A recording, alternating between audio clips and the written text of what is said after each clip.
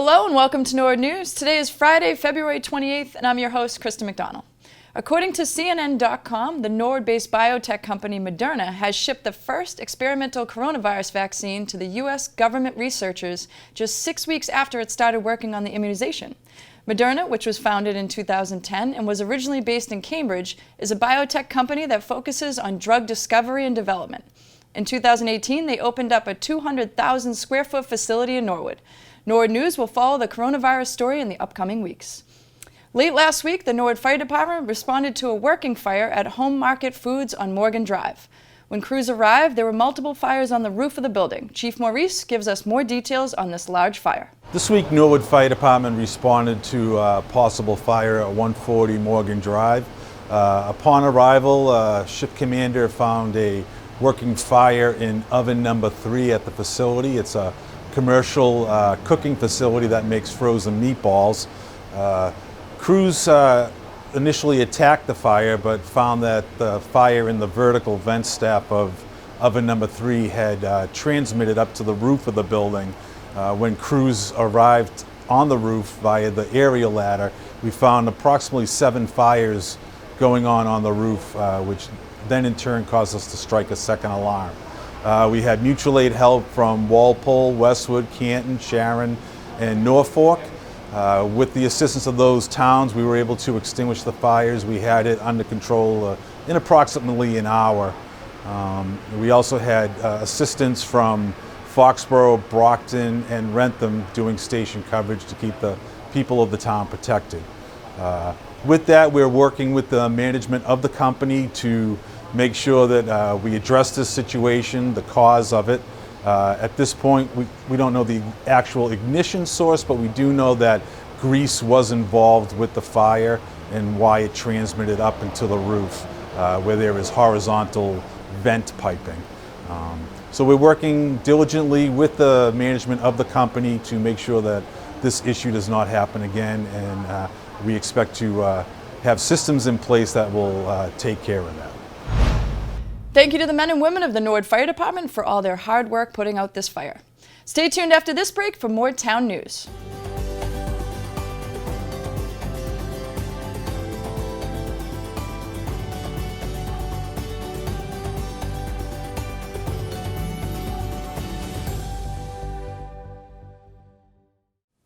Hi, my name is Mayev Bodenhofer, and I'm speaking to you on behalf of the school committee. The school committee would like to respectfully request a few minutes of your time. As part of the Norwood Public Schools strategic plan, and in keeping with our efforts over the past few years to increase transparency, particularly with respect to the school budget, the school committee is conducting a survey of members of the community. We would like to hear from you about the best way to communicate with you. This survey will be the most helpful to schools if we hear from a large number of people across the entire community. You may complete the survey either online or on paper. The online survey is available on the main page of the school district website, www.norwood.k12.ma.us. Paper copies of the survey are available at Town Hall, the library, and the Senior Center. This is a brief survey that should take just a few minutes of your time, so we hope that many of you will share your thoughts with us. Thank you. Welcome back. This week, the tradition continued when NHS students shadowed town employees and officials for the annual Student Government Day. Students learned all about the different positions, and then a mock town meeting is held in the community room. For senior Justin Baez, this has been a great learning experience, and he recommends it for underclassmen. And I've been doing Town Government Day for 4 years now, and everything that you take from it, it's a great experience. You can be able to communicate with people, make decisions about the town, and I personally learned from it how to work with a team, and then how the town works and everything. And personally, I want to keep being involved in the government. And to other students, I encourage you to do it because it's a great day that you spend just mocking that position and just having been in a meeting. So I hope you enjoy it if you do it. Town manager Tony Mizuko has added a new twist to the mock town meeting by putting real money on the table for the students to spend. This year, the students had $50 and $100, and after much debate, here are the results. $300 goes to a gift of warmth, $150 to the police autism acceptance, $250 for senior lunches, $200 to Impact Norwood, $200 to fire department masks and gowns, $300 to recreation department scholarships, and $100 to the Norwood Food Pantry. In addition, Tony Mizuko and the DPW agreed to split the cost of one fruit tree and a plaque to recognize Student Government Day. To see the entire town meeting and enjoy the lively debates, tune into NCM. On February 23rd, the town of Norwood celebrated its 148th birthday, and what better way to celebrate that than a big Norwood birthday cake? It was also the special day chosen to kick off the planning of Norwood's 150th birthday in 2022. Selectman Tom Maloney fills us in. Well, today we celebrated the town of Norwood's 148th birthday. The town came into being on February 23rd, 1872. Really, the real purpose was to begin planning for the town's 150th birthday, the sesquicentennial, 2 years from today. And we had about 50 people here. All different kinds of people who want to be involved, and this is just the beginning. This is just 50. There'll be hundreds of people involved as we go along. But we wanted to hear some ideas from people of how they'd like to be involved, what events they think we should have. Talked a little bit about organizational structure. Talked a little bit about what we've done in the past, like at the 125th, where Jerry Miller was involved and Bill O'Donnell was involved. And so we get a lot of input from a lot of different people. I probably think if there's an overarching message about this, it's making sure that as we proceed with this celebration, we include everybody in town as best as we can, all the different groups, all the churches, all the cultural groups and so forth, so the 150th is really and truly a representation of the entire town. Stay tuned after this break to find out what is happening in your local government.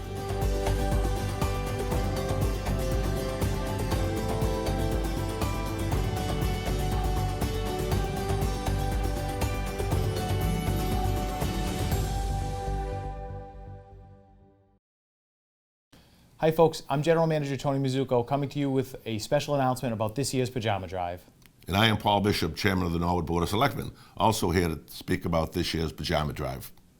This year we're collecting pajamas again for the Boston Bruins Pajama Drive, and we're hoping to beat our total of 2,500 pairs last year, and you can donate at any town building or any school building, as well as a number of businesses and community organizations throughout town.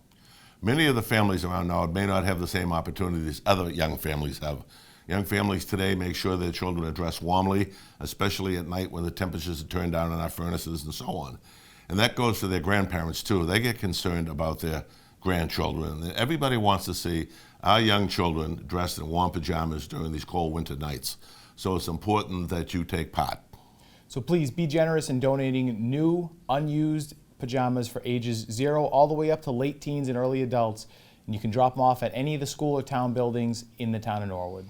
And again, as Tony said, last year we received 2,500 approximately donations across this town. It surpassed any other time that we've done this. So this year we're trying to surpass that 2,500 mark and go even higher. So help us do that job and keep our young people warm during these cold winter nights. Thank you. Welcome back to Norwood News. The Planning Board was the first meeting of a very busy week in government. After a sign approval for Benjamin Moore on Cottage Street, the board continued its public hearing of 12 to 14 Day Street that centers around the Mixed-Use Overlay District bylaw. After some discussion from the audience and from a neighboring resident, the board approved the waivers for the updated project. So the waivers you're asking for is the locus, the site, topo, utility, and landscape. Correct. Okay. So he has provided landscaping on this one sheet. Yeah. He's provided a locus plan, has provided topography. So it's really not, we don't want to, or we don't think we should provide this information. It's for this site, given the size, he's managed to make it work with a couple of sheets. Everybody ready to vote on this at this particular time? Okay, I'll entertain a motion to waive the separate sheets, locus, site, topo, utility, and landscape. So moved. Is there a second? Second. Okay, any other discussion on this? Seeing none, we'll put it to a vote. All those in favor, say aye. Aye. Opposed? Vote, unanimous. Unanimous, Yes. okay, unanimous. Discussion continued for a special permit for McDonald's sign and an A&R approval on 84 Moore Street. The Planning Board will meet again on March 9th. Health Department Superintendent Sigal Reese, along with Board of Health Chair Kathleen Bishop, appeared before the Board of Selectmen on Tuesday night to deliver the disturbing news that due to budgetary constraints, the Health Department will not be holding Household Hazardous Waste Day in the spring. Option one, which I think what the Board of Health and our department sort of talked about, was really deferring to September. We do offer the service twice a year, which is a very generous service to our residents. Nobody wants to cut a service, of course, but we will still be able to have the September event.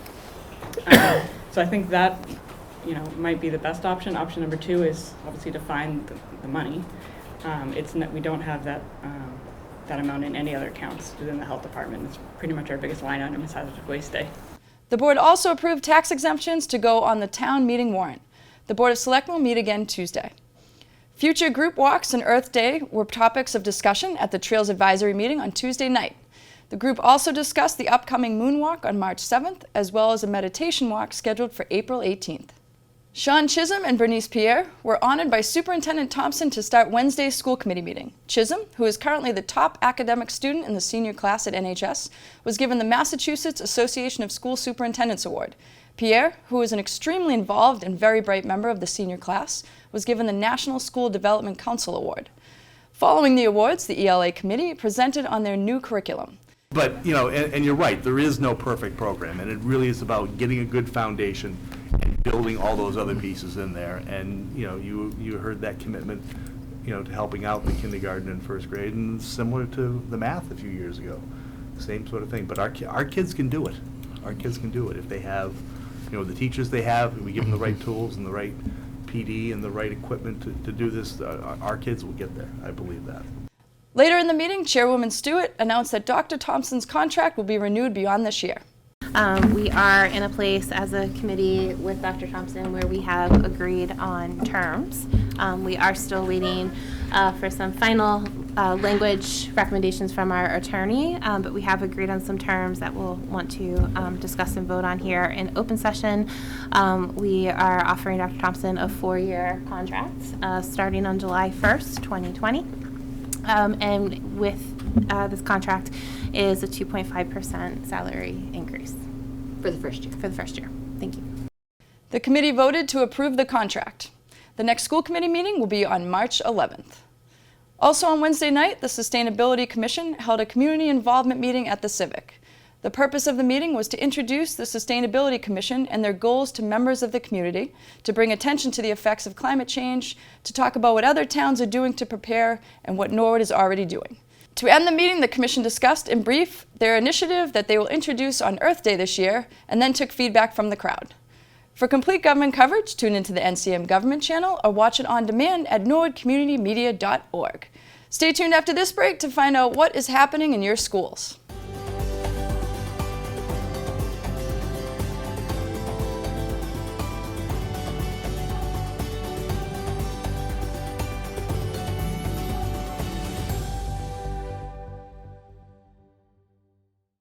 I always say no flu season is ever the same.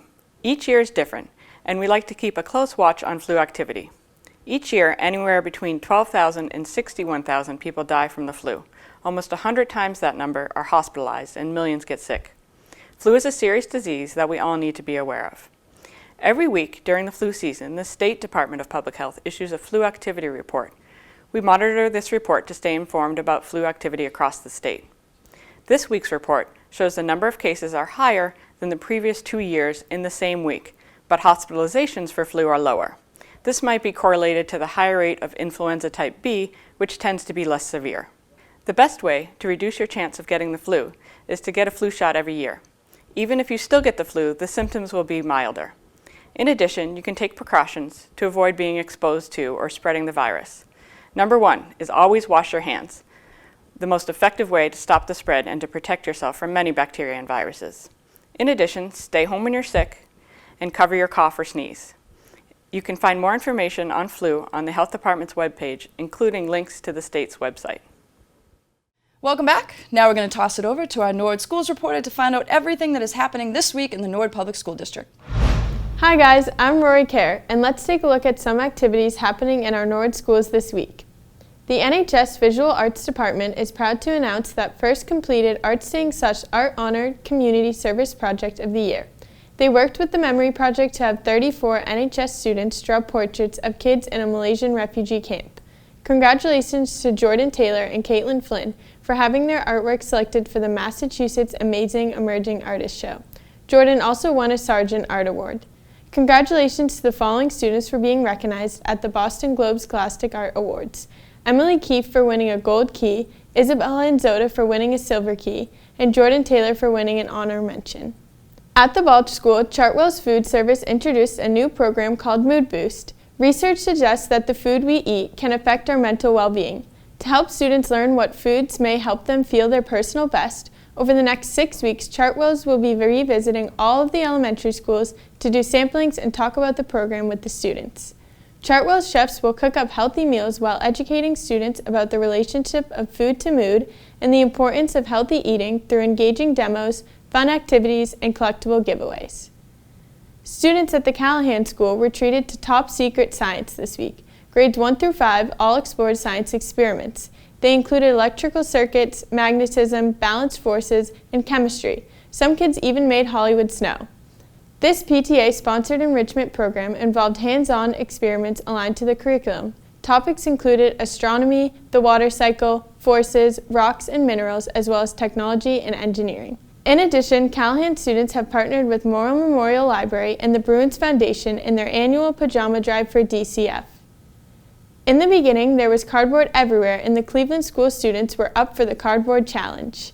They brainstormed, planned, sketched, and built. There were claw machines, robots, bear tunnels, a unicorn, and spaceships. Looks like a fun creative time at the Cleveland school. The Oldham School held their annual literacy night. This night is a fun opportunity for students and parents to experience an escape room activity. Students were put in grade-level teams to complete the challenges in order to escape the room. 5th grade teacher Mrs. Shook heard from both parents and students that the activities were challenging and very fun. Also available were a parent information table with articles and ideas for improving literacy at home and a wonderful book fair provided by Park Street Books.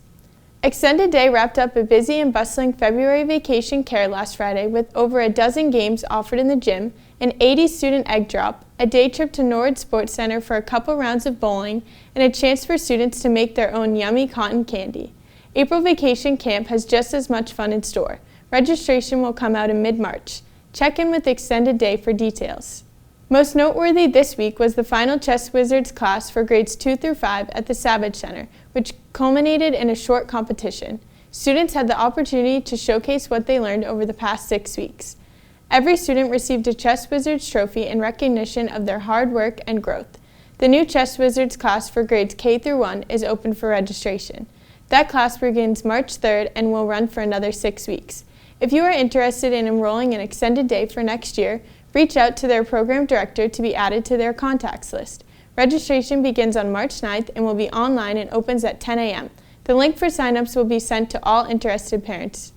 It doesn't seem possible that 2 years ago the Willett Integrated Preschool was moved from the Willett Early Childhood Center to its new home at the Savage Center. On February 28, 2018, the preschool opened its doors with a new name, the Little Mustangs Preschool Academy. The staff transformed the dark office spaces into a warm and welcoming school over February break. The school now has 7 classrooms and home to almost 140 students. The children and staff have created indoor motor spaces for the children to develop their gross motor skills, as well as a beautiful makerspace classroom for students to create, tinker, and experiment in. They have also started a special graduation tradition in June, where graduating preschoolers paint their handprint and leave their unique mark on the walls in the lobby. The staff looks forward to making many more special memories with future Little Mustangs in the years ahead. Happy 2nd birthday, Little Mustangs Preschool! Well, that's it for school news. There's something interesting happening in our classrooms and schools every day, and thanks to all the educators who share their news with us. Now let's go to Brian Dunn for the latest sports news.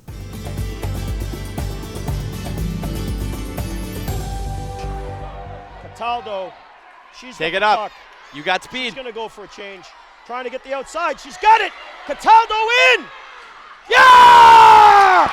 Marissa Cataldo wins it for Norwood. Wow. And the Norwood Mustangs are going to advance. What a play game. by Marissa Cataldo. What a game. Wow. Oh, you can't draw up a better finish. So I was coming up the corner and the other line was changing. So I was all by myself, so I just skated it up and I had to like angle her off. I cut in front of the net and there was like no time to make a move, so I just like roofed it. I don't even know. I was so hyped and I like ran, I jumped into the glass and just the whole team was just right there. And that is nothing short of an electric start to the tournament week. Welcome into the Sports Update. My name is Brian Dunn, and yes, not one, but two double overtimes took place on our Super Tuesday MIAA hockey coverage. The first being a thriller at Rodman Arena with Marissa Cataldo sealing the deal, and the evening matchup for boys hockey versus Westwood took place over at the Ice House. Unfortunately for the boys, it ended heartbreak as Westwood shut the door in double overtime and 3-on-3 play to move on to the next round. An incredible season for the boys, though. Congrats to everybody involved, and best of luck to the seniors. The next day, top-seeded girls basketball overcame some shooting troubles early by way of a lockdown defense and came back from multiple double-digit deficits to overcome Hanover 52-46. We caught up with Coach Quinn post-game for the recap. All right. 6 points. All right, I would just be. Game's over. Game's over. It's fine. Don't foul. Allie, don't foul. All right. Wow, so happy. What an incredible game. I mean, it feels great. I said to the other coach that that was the best game plan that we've seen all year. They made us shoot from the outside, and unfortunately we weren't on tonight, but I give all the credit in the world to them. They played an awesome game, and I feel very fortunate to come out with the win tonight. We didn't score in the second quarter, so it definitely didn't go our way. Just that we needed to relax a little bit and get our shots. We needed to make sure that we were getting into the paint, but they were double, triple teaming our posts. We also made a little bit of an adjustment in the lineup that we went a little bit smaller with more of our shooters outside to kind of try to force them to come out a little bit more. I think we needed to dig down a little bit deeper defensively and just know that that's a game plan that was successful against us. So.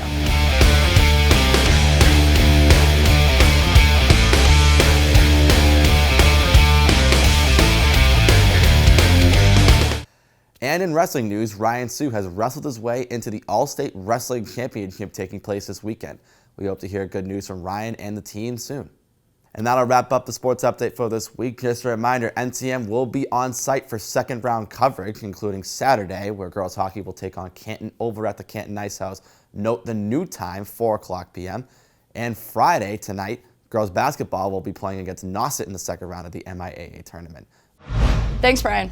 Last Friday, members of the Friends of St. Nick Board of Directors traveled into Boston's Dana-Farber Cancer Institute to present a check from their annual luncheon. The Friends of St. Nick Luncheon, which takes place every December, is a charity event which raises money for the Dana-Farber Cancer Institute and also honors a local person or persons of the year. This year's honorees were Dave and Sheila Monahan of the Mug and Muffin. The board was happy to present this year's check in the amount of $40,000, which was the most the Friends of St. Nick has ever raised at a luncheon in their 28 years. Monday morning, residents gathered at the Senior Center for the monthly Triad meeting. This month's presenter was Aubrey Seall, Program Director of Impact Norwood. Seall was joined by her colleague at the Greater Boston Tobacco Free Partnership and discussed the impacts of vaping to the seniors. It was really important to educate seniors about vaping because they probably have grandkids that could be using vape products, and it's something that you hear about in the news very often, and it's really confusing because it's a new product, and even as a person who works in prevention, I still don't really understand everything there is to know about it, so it was nice to give the seniors a base line of knowledge around vaping. If people have any more questions, they can reach out to me. My email address is aceall@norwoodma.gov. You can also go to our Impact Norwood website at impactnorwood.org to get more information, and there's also a form you can fill out there if you have any specific questions about anything. Well, that's all for Norwood News. To stay up to date with Norwood Community Media, follow us on Facebook, Twitter, and Instagram. As always, thank you so much for watching. Have a great weekend.